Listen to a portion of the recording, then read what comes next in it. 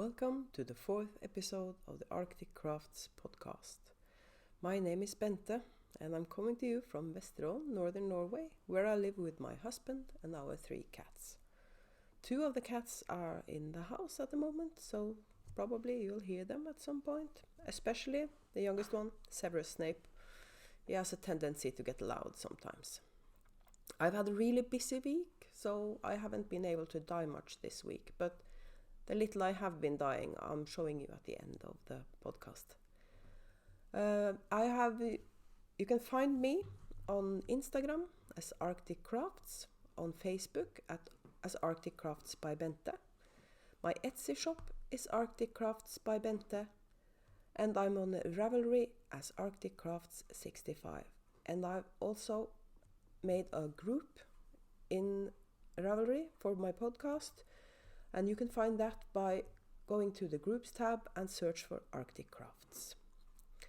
Today is a rather chilly day in Vesterålen, so I can actually wear my throwback shawl, because every week I'm showing you a new shawl from my vast collection of knitted shawls, and this is especially fitting to show you today because this weekend is Knit City in Vancouver.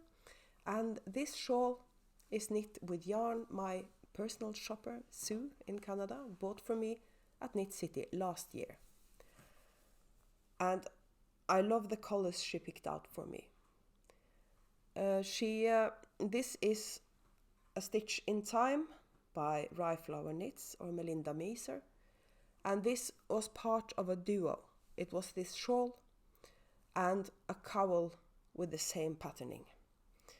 And the cowl I sent to Sue after I finished it, because I thought she would like it. The yarn she bought for me is Flock Fiber in their Lone Pine singles, and the colors are Wild Ponies, that's this one, Wild Ponies, and the light one is Antique Shop, and the beautiful yellow is Honey Honey. And I found I could actually wear this today, but suddenly I'm too hot, so I just put it in my lap for now. And if you're talking about FOs, I'm actually wearing an FO. I finished it this week. It's the On the Beach by Isabel Kramer. Let me get up. As you can see, I made this with not negative ease exactly, but it's fitted, and I wanted it this way. It's knitted with my own yarn in the colorway Unicorn. What Unicorn? And finally it's sweater weather, so I can wear this. And now I see my hair is doing strange things. I'm growing out a buzz cut. I went to the hairdressers this summer because I wanted to grow out my grey. And I told her, cut it down to the grey. And she said, that's really short. And I said, that's okay. And now it's growing out. So it's kind of something in between 2 hairstyles. So I'll probably have to go visit the hairdresser again. Then we have another FO. And this is the Butterbeer cowl by Tammy Gore. And this is knit with leftovers from my Soldotna by Caitlin Hunter. And if you check the pattern, you'll see that the colors I used the colors in a different way. And that's because I didn't have enough of any one color to make it go all the way through the cowl. It's really nice and warm. And I think probably my husband will get it, because he keeps borrowing my cowls. And this is nice and snug, so he can use it when he shovels snow, or if it's really cold when he's going to work in the morning or something. And this is also knit with my yarn, by the way. This is my fine merino DK.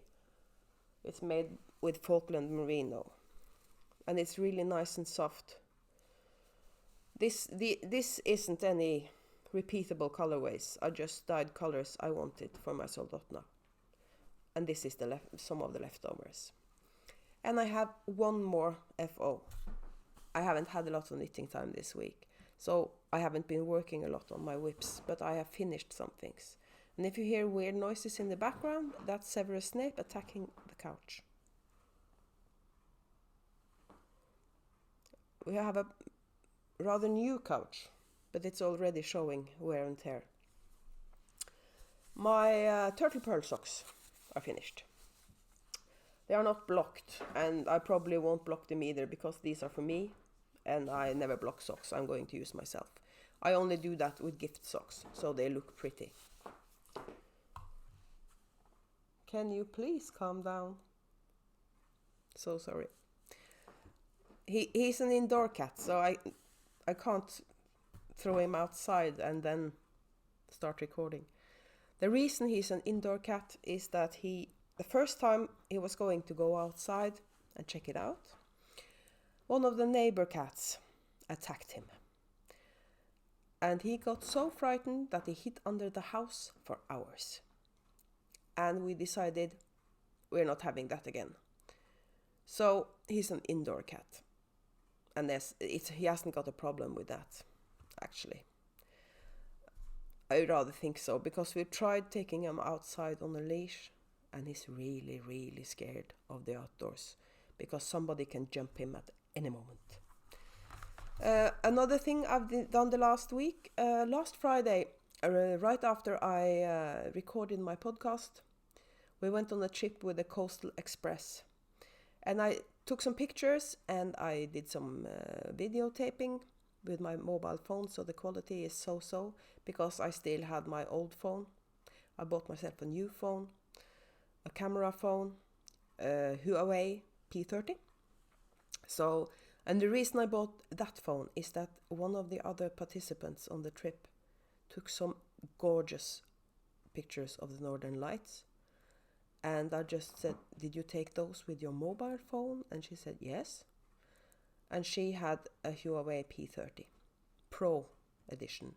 But the differences between the normal phone and the Pro edition were so tiny that I decided I'd save that extra money for something else, because the price difference was rather steep. We'll talk about my whips, shall we? As I said, I haven't been working on almost any whips because I've not had a lot of knitting time, and I wanted to finish this sweater before the podcast. And the socks were almost done. I brought the socks with me on the trip with the Coastal Express, and I got some knitting done there. So the things I've been working on this last week, one of them is living in my newest bag. And I love this bag. It's from Gibi Rousseau's, and the first time she did an update with this fabric, I was too late. I didn't get the chance to get any. And then she posted that she had some fabric left, and I contacted her and asked her to make me a bag. And I love these ladies. Might have something to do with that. I'm a little chubby myself, perhaps. And what's in here is nothing really exciting.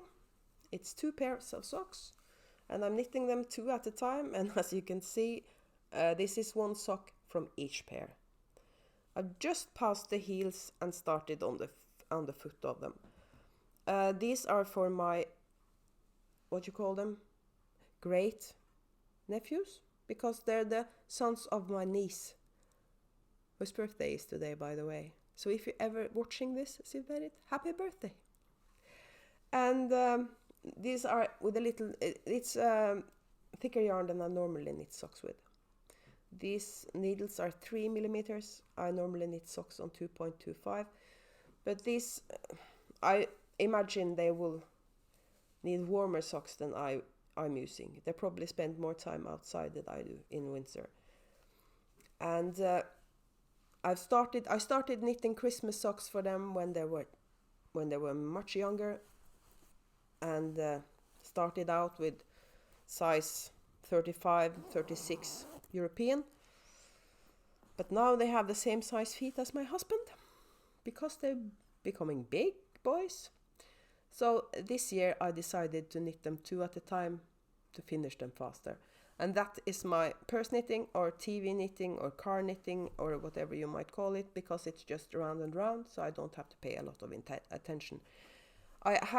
There's something with them. I have to pay a little attention because I'm knitting them knit 3 purl 1 in the leg and on top of the foot, because I'm not sure how big they're supposed to be, so I knit them like this so they cinch in case they're a little too big. And the other whip I have retrieved from my pile of hibernatings is in this fun bag. When I saw this bag on Etsy, I just had to have it. You can see why, right? This bag is from the Woolly Tangle, and I just love it. It's really sturdy, so it can take a beating. And if you hear noises in the background, that's my computer, because I forgot to turn the sound on. So whenever somebody sends me a message on Messenger, you hear a slight ping in the background. Sorry about that. My other whip actually is a crochet project, and it's a corner-to-corner blanket, and it looks like this. I'm crocheting this at the tight gauge because I wanted it dense. I'm not sure how big it's going to be because I only have the one cake. I bought this because I thought it looked real fun, but I didn't know what to use it for. But then I decided I'll just crochet a blanket. And I don't know how big it's going to... I'm weighing the cake. So when I've used half the cake, I'll just turn and start decreasing. And then we'll see how big it gets. This is by Cotton Kings. It's a 50-50 cotton acrylic mix. And one thing I'm doing today, I'm going to cake up this because it's starting to collapse. So I'll just start from the outside and make a cake so I don't have to get all tangled later. So that was my whips. And as I said, I had been able to do a lot of knitting this week or dyeing, because yesterday and the day before I went back to school, a local course for people wanting to start their own business. I've already started, sort of, because I have the Etsy store and everything, but I want to try to make a living from it, or not make a living exactly, but I want to make money. So I decided to take this course. There are several courses in this package, you might call it. And the first course was yesterday and the day before. So I dyed Monday and Tuesday. I went to school yesterday and the day before. And I'm trying to get some dyeing done today after I record this. That means probably that my editing won't be done until this evening. So probably this podcast won't be put up on YouTube until tomorrow. I might keep on doing it that way, that I record on Fridays in the morning and then I edit and publish the podcast on Saturday or Sunday, because it takes a bit of time to edit this and post it on YouTube. And I want to tell you a bit more about our trip with the Coastal Express. And the last time I was a bit confused when it came to which Coastal Express goes from here to Svolvær and from Svolvær and back, and my husband was shocked. But he has a major in geography, so that's probably the reason. Svolvær is south of us, so when we went to Svolvær, we went on the southbound Coastal Express and we came back with the northbound express. And the Coastal Express is called Hurtigruta in Norwegian. And it takes about 3 hours from here to Svolvær. And we went to Svolvær and we had a nice dinner in Svolvær. And then we took the next northbound coastal express back home. And we weren't home until 1:30 in the night. I think that's AM, isn't it? And it was a really nice trip, and we actually got to see a lot of northern lights. And as I said, I'll be adding some footage at the end of this podcast from the trip. Just pictures from the trip and a bit of video from Trollfjorden, and pictures of the northern lights. And those pictures were actually taken by someone else, as I said. Her name is Ellen, and I got her permission to use her pictures in the podcast. But now that I have the same phone as she has, the next pictures of the northern lights will be taken by me, hopefully. And I'll try to film it, because it's not the same seeing pictures as actually seeing it moving on the night sky, because that's really fun to watch. And I almost forgot, I got some happy mail. My birthday was last Sunday, and a good friend of mine, my oldest friend actually, because we got to know each other when we started school when we were 7 years old. Her name is Trine. My sons call her Tante Trine, which is Aunt Trine, because my sister died young, so I've practically been an only child all my adult life, and she is sort of an honorary aunt to my boys. And she sent me a birthday present, and I'm showing you two of the things she sent me. She's a really, really talented crocheter and knitter, and she never uses a pattern, and I'm in awe of all the beautiful things. And she saw that I have been knitting a lot with golds lately, so she crocheted these hand warmers for me. Aren't they gorgeous? Look at the work on these. And the color is beautiful, and they are really shiny and nice. So these will see a lot of use, and you can wear them both ways if you want to be more plain here and have a more of a decoration down here. I'll see what I do, but I'll be using them, trust me. Trine actually watches every podcast because she lives far away, and she makes herself a cup of coffee, picks up her knitting or crochet, and she watches the podcast and pretends I'm with her, and that's kind of sweet. She also sent me yarn, so that I can make myself something nice. And this, people, is a skein of 100% pure cashmere, 350 meters, so it's enough for one skein shawl or something. And it's really, really nice, and I love the color. It's a bit more green than it shows up on camera. I try to figure out how I can adjust the camera, but now I have only daylight. Maybe if I use a different light source, I'll try to come up with something. And I have something else that I got in the mail that I've hidden in a really, really good place, because it's an advent calendar, and it's from Nora George. And if I can see it every day, sooner or later, I'll just give in to the temptation and open just one. And then I was really good last year. I didn't touch it until December 1st. And one of the things in the bag was a soap, because she started making soaps. And it smelled really nice, but I'm keeping it with the rest of the advent calendar, because then I can look forward to all the good smelling yarn. And as usual, there was a pattern with her advent calendar, because she doesn't send out a lot of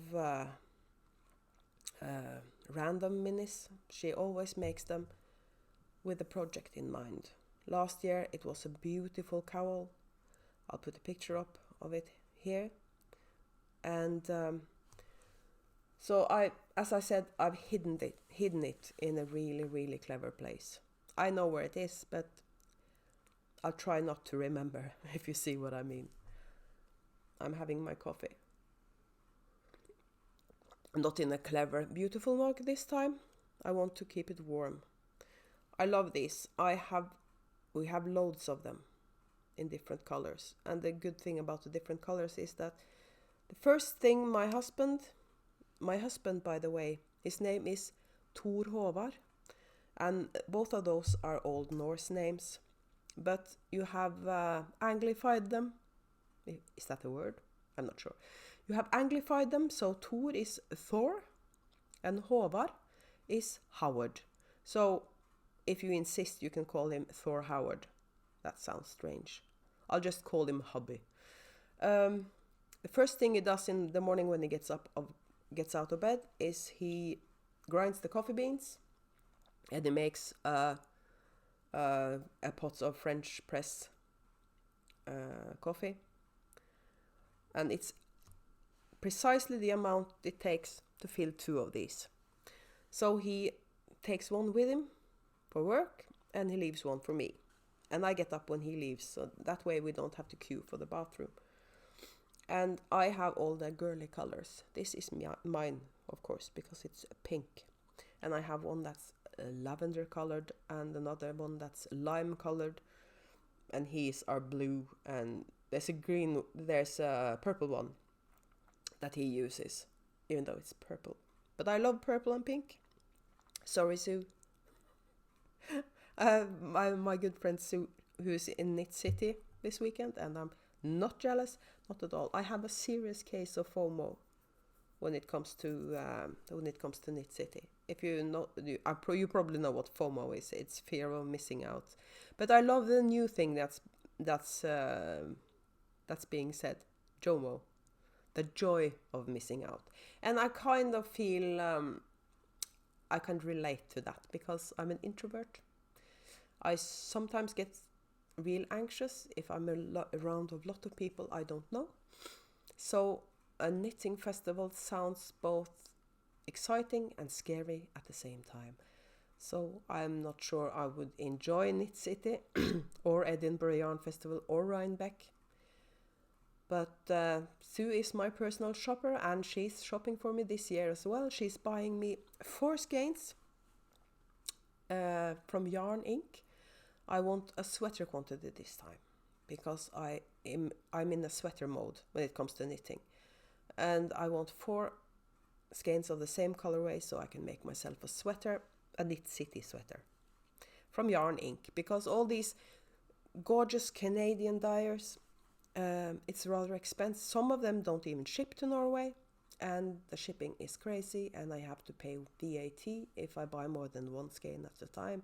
So sweater quantities from abroad, it's real expensive. So she's sending me a sweater quantity and maybe a random skein that just screams my name. And even though she hates pink and purple, she knows those are 2 of my favorite colors, as you can tell by this one. It's a light purple or lilac with lots of pink speckles and purple speckles, so as you can see. And pink and purple is kind of something you can see in my update this weekend. As I said, I haven't done much dyeing, but I've done a little. Hopefully the colors will show. This is no, it's hopeless. This is absolutely hopeless. Let's try to put it closer to the camera. This colorway is inspired by some flowers my mother sent me for my birthday, and I'm calling it Vintage Rose because I'll be putting in a picture of the flowers here, and you can see that they have a really particular color. I've never seen roses in that color before, and I loved the bouquet so much that I decided to make it a colorway. And you can see in the pictures, both in the corner of this video and in my Etsy shop if you're interested, what it actually looks like, because I think everything pastel blows out on the camera. So that's the Vintage Rose, and I've dyed up one of my repeatables autumn leaves. That's better. That's actually about right. So it's the pastels that's the problem, obviously. And this is autumn leaves, and this is on my fine merino DK. And this is a colorway I'm dyeing at the moment because autumn leaves, it's autumn. And I've planned not to put anything aside for the fair in the end of the month. I'll just close down my Etsy shop and take everything with me. And when I get back, I'll just do inventory and reopen the Etsy shop with the leftovers, which can be a lot of leftovers. For all I know, I won't sell a single skein of yarn. But I won't find that out unless I try, right? And here is another skein of yarn. This has changed a name. I used to call this Lofoten Mountains. But I decided I should change the name to what the mountain range is actually called, which is Lofotveggen. That's Norwegian, and it means the Lofoten wall, because it acts like a wall. And any bad weather in the North Sea that coming in towards us has a tendency to stop in the Lofoten wall, which is rather pleasing. And that's why the other side of it gets a lot more snow than we do in winter, because a lot of it hits the mountains and drops. So that's one of the really good sides of living in Vesterålen instead of Lofoten. And speaking of mountains, local mountains, this is Møysalen. I have some in the shop already, and this is on my, I forgot to tell you what this is. It's on my Polldale Sport Weight, a new base I've gotten. 100% Polldale wool. And this is my Polldale sock. It's 80/20 Polldale nylon. And I've also dyed one of my more popular colorways on worsted. And this is a black currant ice cream. And this is on worsted. It's the first time I'm dyeing it on worsted. And the color strikes in a kind of a different way. So it's not that stark a contrast between the lightest and the darkest as it is on the merino fingering. But I really love it anyway. It's really beautiful. And I have tried my hand at some... I've tried some festive dyeing. And my first attempt is this. This is on my Corriedale sock. 80/20 Corriedale wool nylon. And I'm calling it a winter wonderland. And you can't tell on camera, I think, but it has a faint blue tinge to it, because I wanted it to look cold, if you know what I mean. After all, winter wonderland. And tiny blobs of red and green. This is a really soft colorway, and I'm planning to make another one for Christmas in more gingerbread colors, because I love those colors. So I'll probably make something more inspired by gingerbread. And I want one that's really colorful as well, and not only something like this. I'm planning maybe to make sock sets with this, with two minis, one red and one green, because if the main skein is 100 grams, you have enough for 2 pairs of socks. So then you can use different colors for the heel toes and cuffs on the 2 pairs of socks. And that's a nice way of doing it. I like if I'm making sock sets, I'd probably make them 50 grams and 20 grams. Both because that's a bit cheaper than a full skein, and 50 grams is enough for a pair of socks. At least for me it is.